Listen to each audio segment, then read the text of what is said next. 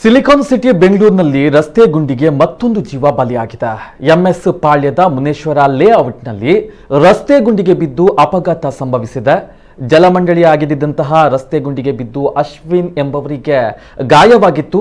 ಇದೀಗ ಚಿಕಿತ್ಸೆ ಫಲಕಾರಿಯಾಗದೆ ಆಸ್ಪತ್ರೆಯಲ್ಲಿ 27 ವರ್ಷದ ಅಶ್ವಿನ್ ತಗ್ಗು ಗುಂಡಿಗೆ ಬಿದ್ದು ಬೈಕ್ ಸವಾರ ಸಾವನ್ನಪ್ಪಿದ್ದಾರೆ.